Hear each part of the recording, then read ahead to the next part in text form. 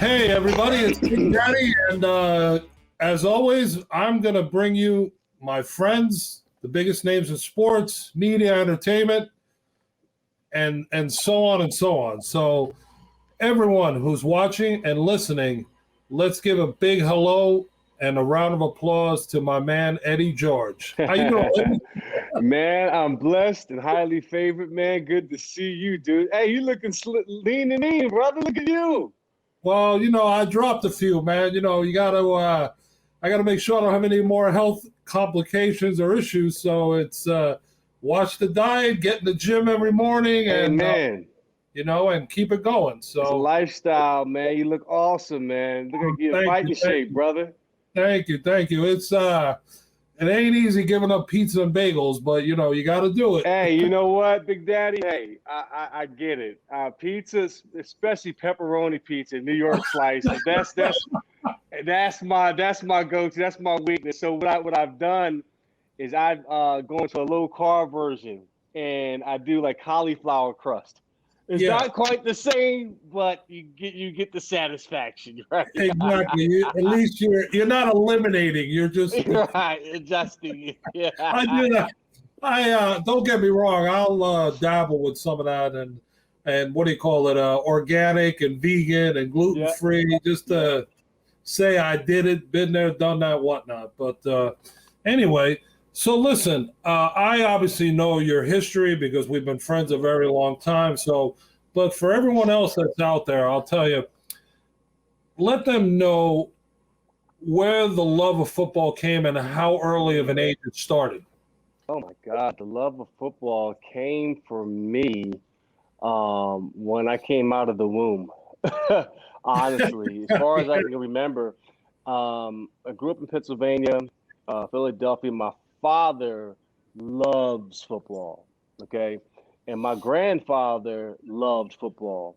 And it was just like this spirit that's been passed down from one generation to the next. And as far as I can remember, my father would take me to all the local high school games in the Philadelphia area, in the suburban area, Upper Dublin, Abington, Wissahickon. And it was the Friday night lights. It was the popcorn. It was the insects dancing off the lights. It was the fresh cut grass in the summer that really set the mood, man. And how he used to rant and rave about the local talent, especially running backs. Oh, man, it just sent chills down my spine. And I might have been 4 or 5 years old. And he just would love to watch football games on college on Saturdays.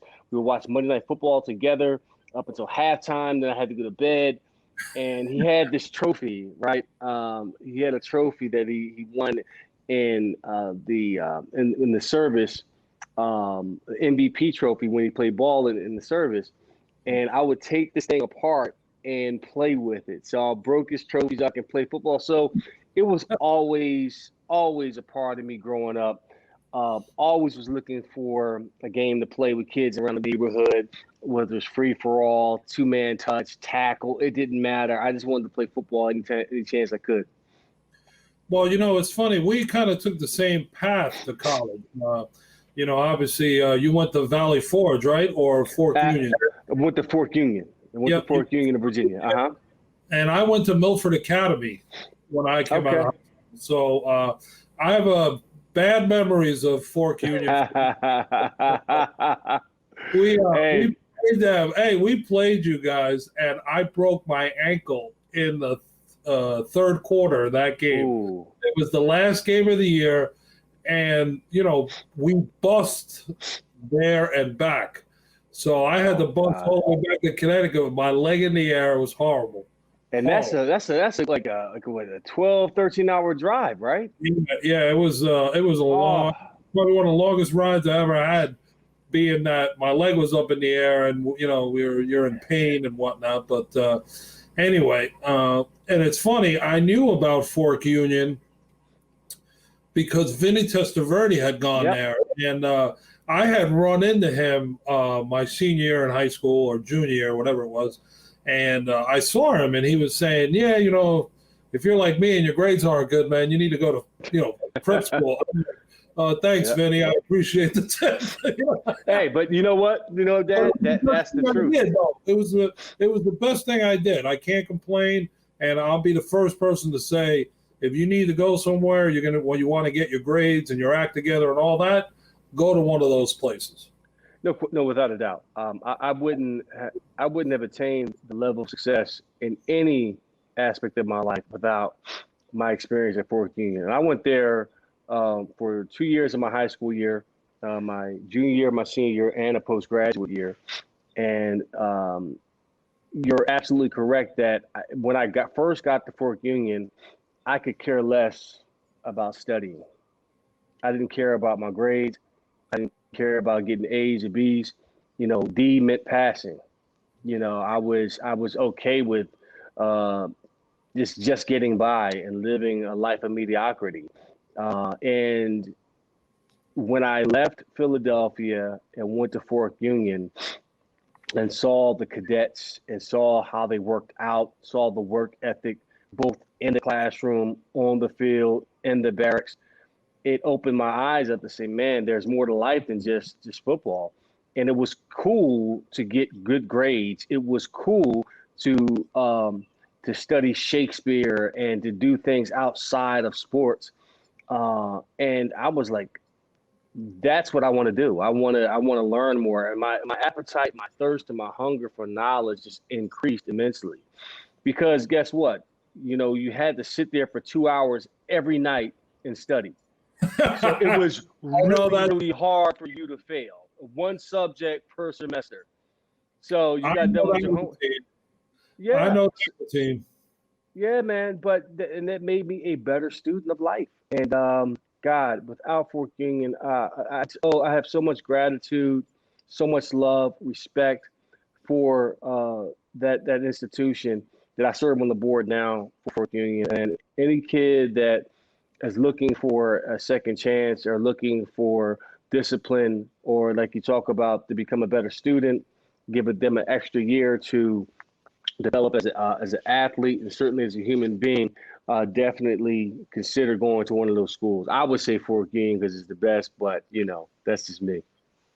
Yeah, well, I haven't been into it. Listen, Milford Academy, the head coach there, his name's Vinny Sinagra. He was there. And I still speak to him periodically.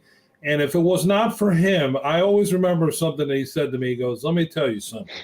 If you want to get anywhere, just remember one thing. I have the key. You have to earn it and get it from me. And he had said that to me in a not friendly tone, not PG rated tone. But right. You know, we still laugh to this day because, you know, I love that man like a father, because he did get me where I needed to get to.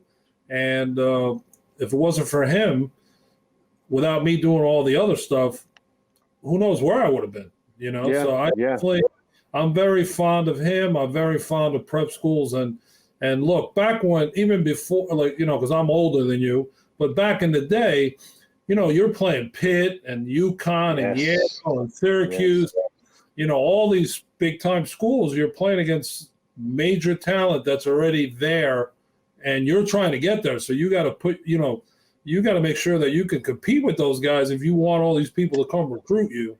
And so it was a lesson learned both on and off the field, which I'll never ever forget or regret. You know. Yeah, you're absolutely right. You know. You talk about playing the JV teams. I mean, that's when you can get your head smashed in. Oh, you learn real quick. Especially you, because you're running the ball, man. You got guys that want to light you up. We played Virginia Tech. We played Va Tech's JV team when Frank Beamer was there, and those boys were bringing heat. You know, so they were not playing around. You know, it was no joke.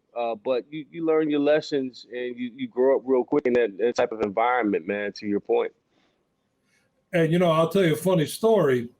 We play Pitt, and, you know, we play whatever JV team they put together, whatnot. And, you know, some of the guys had the Pitt logo on the helmet and some guys didn't.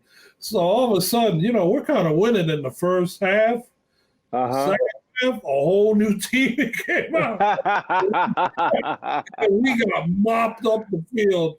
Like, I was like, man, I go, didn't these guys? And what was funny was we played them the weekend of a holiday. So you remember John Kajemi? He played quarterback at Pitt. Yeah, sure do. So he works for Dolphins TV. And every time I see him, we always chuckle and get a laugh because I say to him, I go, look, I'm going to show how old of a man you are. I was in the stands when you guys played against Jim Everett and Purdue. Wow. Because, right, they played the night before, and then the guys, I guess, I didn't play. They played, yeah. Oh, man, I was like, damn, I'm glad I'm not on defense because get involved. But those are stories and learning lessons that I never forget, and I apply to this day still because, like you said, you had 2 hours every night. We did too. We had 7 to 10 every night, study hall, and you had to study because you had to learn. So there was no excuse for not learning, and that's really what helped me get where I need to get to. Yeah, man. Yeah. It's amazing. Yeah, it's a familiar place we've both been to. No doubt, man. And in fact, my oldest went to the Master Catholic, and I thought I was going to have to send him to Fork Union. And he walked in the gates. He saw where it was. Well, there are no gates. It's barren land. It's wide open because if you go just 2 miles left or 2 miles right, there's absolutely nothing. You'll be back if you try to run away. And but it's a good thing, for my children to see my background, just to know, I came from humble beginnings, and without that in my life, it would have been very hard for me to achieve and accomplish what I've done. So many great lessons in life. Dad, let me ask you a question though. In terms of your whole experience, you seem to have reinvented yourself time and time again, and fight through different adversities. What have you learned about yourself through all of that? And what advice can you give to other people in terms of how you reinvent yourself time and time again? You know what? You'll laugh. I think a lot of it has to do with being bored. Like you do one thing and then all of a sudden you're like, oh, well, this is kind of, all right, let me do this. And then, and it's a funny, the question you ask is really, I'm going to make you laugh because I did an interview for a magazine, The Athletic, the big thing that you see out there. Mm-hmm. And the reporter said to me, what do you think, how do you feel about life? And I said, well, listen, you know what? I survived 3 things. And I survived a brain aneurysm, I survived divorce, and I survived coronavirus. So God's been good to me, and he ain't ready for me yet. So obviously I did something good. So that's why I haven't left. And he goes, Big Daddy, you want me to write that? I said, yes, I do want you to write that because I want people to see that I'm as normal as anyone else in a way. I may not be normal, but in a way, I'm just like everybody else. I put one leg at a time in my pants, and I suffer pain and joy and all that. But and I think the reinventing part is as you get put forth so many opportunities in front of you. Yeah. And they are endless. And I'm not on your level, but everybody knows I hold on, time out. I'm not on your level. Dude, you are magnificent. You are everywhere. Like you are on Fox. You're doing this. You're the entrepreneur. I'm trying to get to your level, but I didn't mean to interrupt. But go ahead. No, that's all right. Well, you know what? You get these opportunities, and you have to vent them out. And look, I've had opportunities that they started off great, and then they ended. And then there's ones where you don't look at them and you say, that's not really for me. And then it's, hey, here's an opportunity, but you got to bring Eddie George into the picture. It's like, yeah. For Eddie has to like it. And I don't ever want to be in a deal like that, because then I'm just basically a broker or Right. or a booker like in TV. You know, that's not where is the risk and reward involved with that? There's a lot of risk, because if it messes up, then Eddie George is mad at me. And if it fails, then Eddie George and myself are both mad because we got into something that was not worth it. But in regards to telling, you know, I get to speak at schools now. It's kind of funny. You know, people say to me, well, what do you do for a living? I said, really, my first job and career is I'm an insurance guy. I've been doing that for over 30 years. And, you know, I write insurance on my mailman. I write insurance on pro athletes. My pizza shop guy, speaking of pizza, he's a client of mine. I mean, so it's always moving. And then that's where these opportunities come into play. So you mentioned Fox. Because of Strahan, when he was playing, I had met somebody, and all of a sudden, boom, I'm booking talent for a show. And then all of a sudden, I become a part of the show. Then the next step is I become a contributor or a correspondent. Right. And, you know, I'm at the Super Bowl with a mic, and everybody's like, Big Daddy, what are you doing? Like, you know, it's, right. I'm like, I don't know what I'm doing, but hey, listen, we got to talk. I'm filming it, you know? So, and I think what I always tell people all the time is that, yes, I'm blessed, I'm fortunate, and I know the right people, but I know how to keep a relationship intact, because I don't overcommit, I don't overpromise, and if I say I'm going to do something, I do it. And if I can't do something, I will be the first one to tell you, I can't do it, but let me see if I could find someone that can, or someone that can give me the answer that you're looking for. Yeah, you know, you talk about vetting out opportunities and knowing what's right for you, what's not for you. I can speak to the same thing, man. You know, I after finish playing ball, I've been on stage on Broadway, I've been acting and film. Went back, got my master's in business from Kellogg School of Management. Started my wealth management business. You know, got my Series 7, 66 health and life license as well. I studied harder for that than I did in college. Yeah, man. And that, I mean, and it's just amazing how just different opportunities come. And I'm like, well, there's one on the table that comes out of nowhere. And I'm like, this does not fit my vision board or what I want to do in life. But it keeps coming back to me like, I need to do this. I mean, you need to do this. It's just the perfect opportunity. Yeah, you're inexperienced in certain areas, but you know it. You know what I'm saying?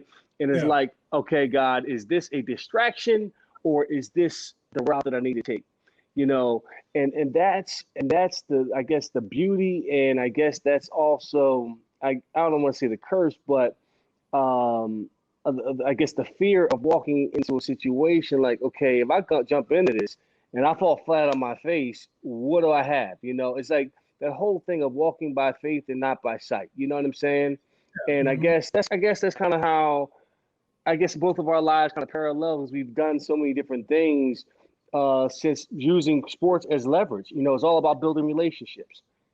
You know, it's funny. I still recall, like, you know, we'll go back in time, being in your locker room and you know, just sitting in there with, you know, you and Neil and you know, and bless his soul, Steve McNair, and you know, and I always used to remember Steve and I would be laughing because he'd be like, man, look at your boy, man. He's, you know, in regards to Neil, he's like, Daddy, I don't know how you hang with that guy. I'm like, I used to say to Mac, sometimes I say the same thing, but I love him. You know, he's like a brother. And you know, I owe a lot to Neil for my start and career and, you know, beginnings, because, you know, him and I go back when we were roommates at Maryland, you know, so it's been like a progression from A, where you try to get all the way to Z.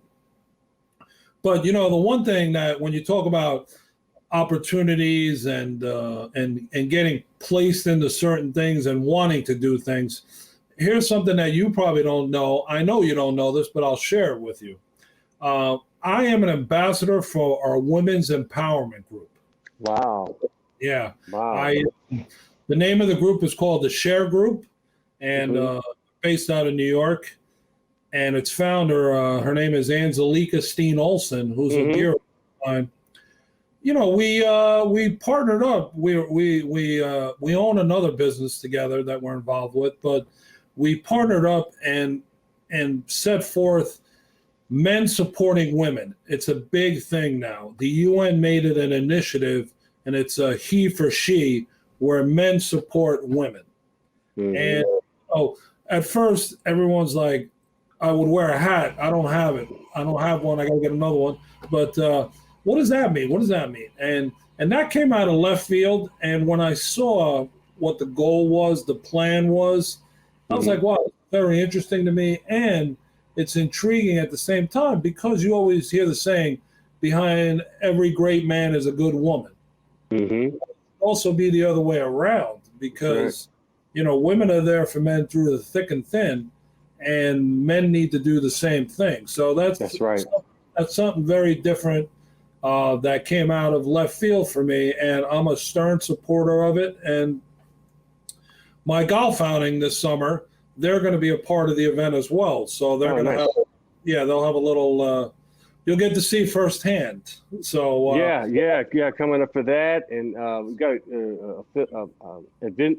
Packed summer coming up, given that COVID, hopefully, you know, things will open up here in Nashville, Tennessee. We got the deal down here, which will be Steven Tyler's deal, Janie's Fund, which is on June 3rd in Nashville. Yes, yep. So you come down and eat some hot chicken, and you know, when's the last time you've been to Nashville? Man, it's been a minute. You know, I always remember the story. You know, I was at the Miracle game. I know you were. You know, and I'll never forget. I was on your sideline, right? And they scored, and then I'm like, man, there's no, you know, I'm telling my boy Mike, Mike, I'm not sticking around here because this is going to be horrible. I was on the phone with Delta, changing our flights, when all of a sudden I see the kickoff run right by me. And I'm like, click, hang up. And all of a sudden, we're in the parking lot drinking till the cows come home, because everybody's ecstatic. I know. That night after the game, man, we went down to the Hilton and partied and realized we had to get ready for next week. But that, you talk about, you know, the thrill of victory and the agony of defeat all in about a matter of 16 seconds, or really 10 minutes, was unbelievable. But, you know, that was a remarkable victory. And I tell you what, Dad, you will not recognize Nashville when you see it now. I can imagine. I live here, and every time I go downtown, there's a new building popping up somewhere. And you could put me in the middle of the Gulch, and I don't know my way around. I'm like, where am I? What is this building? I mean, just it looks like you could be in a different city. It looks like you could be in New York City, you know, and you know, down in Times Square, or you know, Hell's Kitchen. I mean, they have these little small pockets of neighborhoods and culture. It really has exploded in that regard, man. So can't wait for you to come down, brother. Yeah, I'm looking forward to it. And, you know, I got to see an idea how crazy it got when you did that piece with my boy Kevin Weeks for the NHL Network. Yeah. You know, I was like, look at all those people. Man, that place looks different. And that was only that was the hockey deal. Then we had the NFL draft, which I did. Unfortunately, I was supposed to be there, but a friend of mine's dad had passed away, so I had to cancel this minute. But I was so jacked up to be going down, and then I couldn't make it. So now I'm excited to, you know, come down in, you know, June and do that event, and you know, D there, and we got to get some other guys there, because it's going to be a fun night, and a lot of good stuff, and a lot of catching up. I enjoy the barbecue and everything. I just got to keep it on the light side, because I'm I am enjoying the weight loss. Trust me. Man, keep it up, man. You're doing a phenomenal job. Hey, you can always eat and then work out the next day too. So, No, I you know, know. The problem is when you're eating ribs like they're grapes, you got to be careful. You know, you can take the kid out of the kitchen, but you can't take the kitchen out of the kid. You know. That's right. So, That's right. so anyway, let's talk a little football real quick. All right. Well, so the Titans just signed Bud Dupree, man. That's a big signing. No, That big guy, signing. Yeah. Comes from Pittsburgh. The Titans are in dire need of a stronger pass rush. Ideally, they want to get to the quarterback with four and bring in Bud Dupree in, kind of gives them that boost. He's still relatively young, has more tread on the tire. He can get to the pass rush. I mean, he can get to the quarterback off the edge, and I think he can be a difference maker. You know, for the Titans, it's going to be an interesting transition for them. Lost Dean Pease last year, and I really felt like that had a big effect on the defense. How they responded to their coordinator, the calls, it wasn't quite the same. Wasn't played with quite the same energy. Offensively, they were off the charts. I mean, of course, Derrick Henry and Ryan Tannehill, Corey Davis, A.J. Brown, they were weapons. But now, like you know, Daddy, you know, every year is different with free agency. So you lose some key pieces. They lost their coordinator. Art Smith is now the head coach at Atlanta. And you got to wonder, okay, how are they going to respond now with a new signal caller? Not quite the firepower that they had last year offensively. Derrick Henry has accumulated a lot of yards, a lot of carries. How will that impact his year coming up this year? Defenses in the conference are going to gear up to stop him and only him. The Texans, Indy, who else is in the conference? Indy, Colts, and Jacksonville, of course, with Urban Meyer. They're all gearing up to stop him. And it's going to be an interesting year for Mike Vrabel and the Titans coming up to see what they can take the next step forward to become a contender, or they'll fall back to the shadows in terms of being 8-8, 9-17. So we'll see. how's your relationship with Derrick Henry evolved?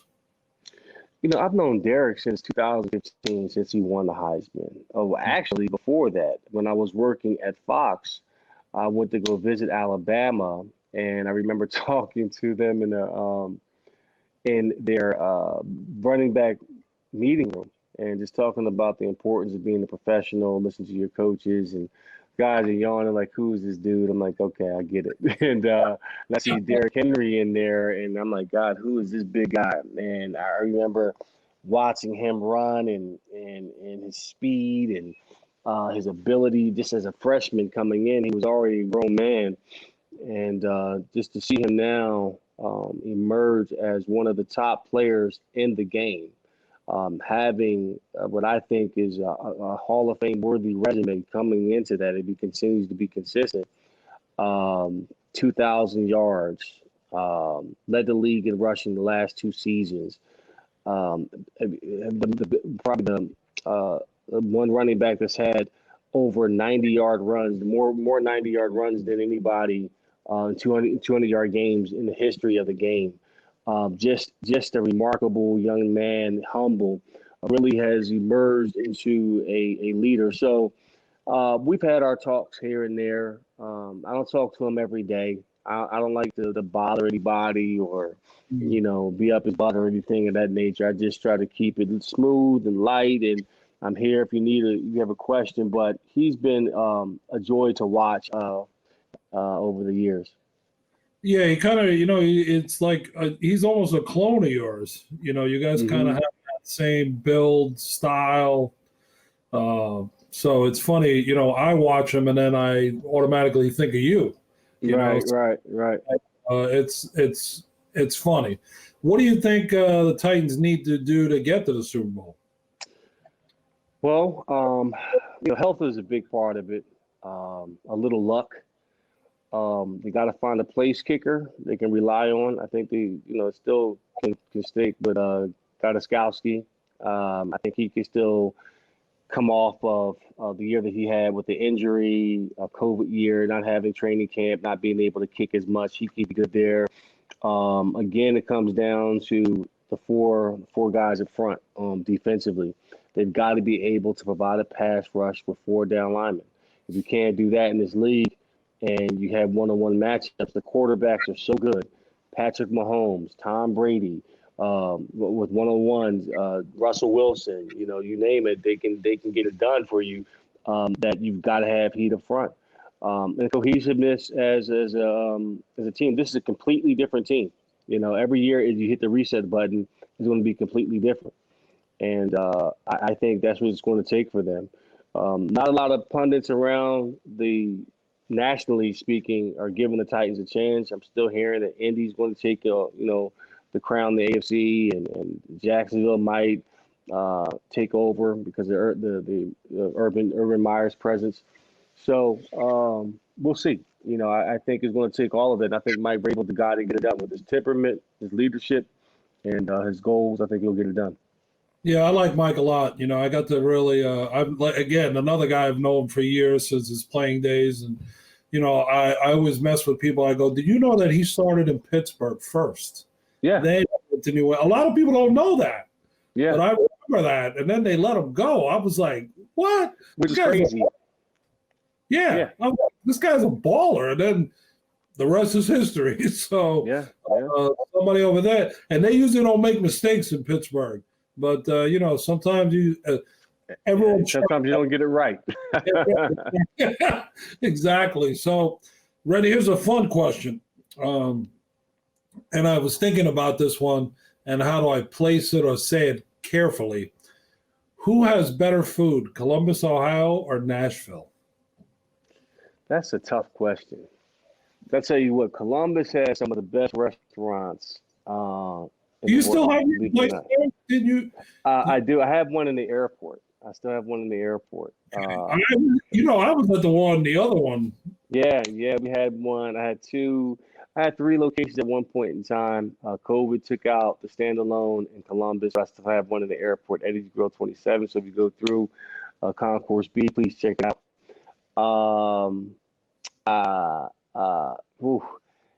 That Daddy, that's tough. I mean, because you got Cameron, Cameron Mitchell. He's got a great brand up there in Columbus. Bunch of restaurants that I would definitely recommend. But Nashville has become a foodie city. I'm gonna say they're neck and neck, man.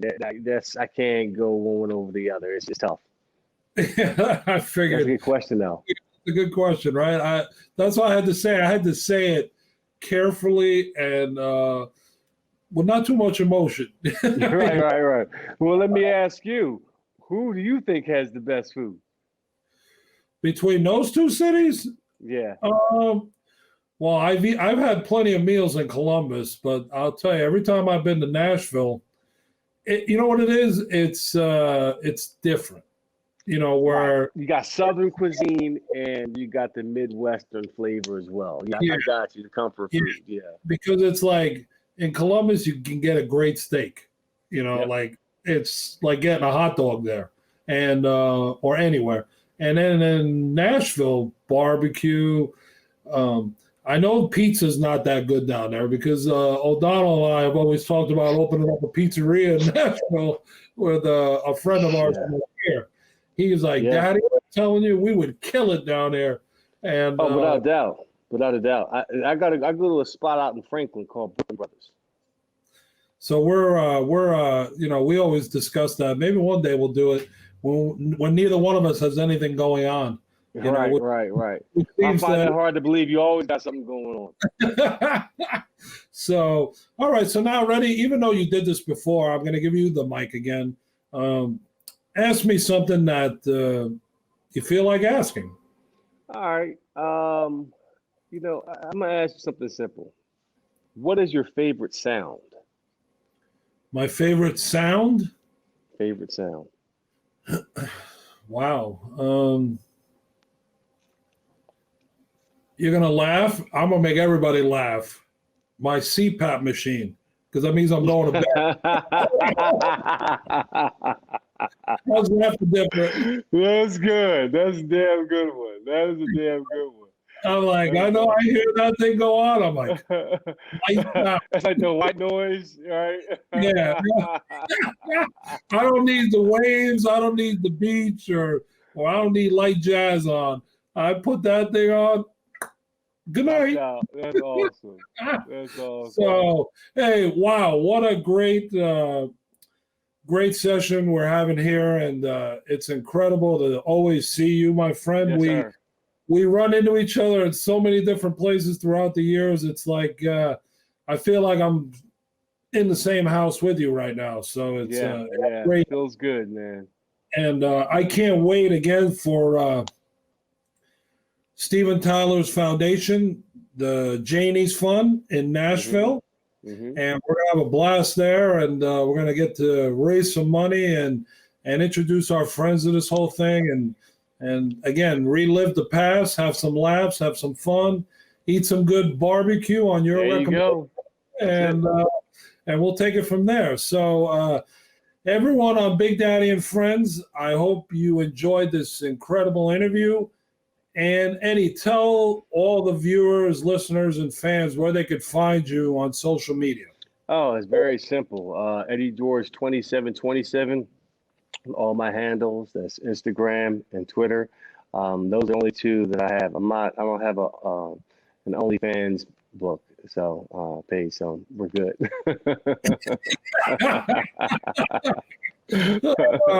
Hey, you heard it from the Heisman Trophy winner, Mr. Eddie George. Eddie, thank you again for coming on. I can't. Yes, my appreciation, a lot of love for you as always, and absolutely. I'll see you real soon. All right, everyone, make sure you follow us, Big Daddy and Friends, and we'll see everybody real soon. Have a great day.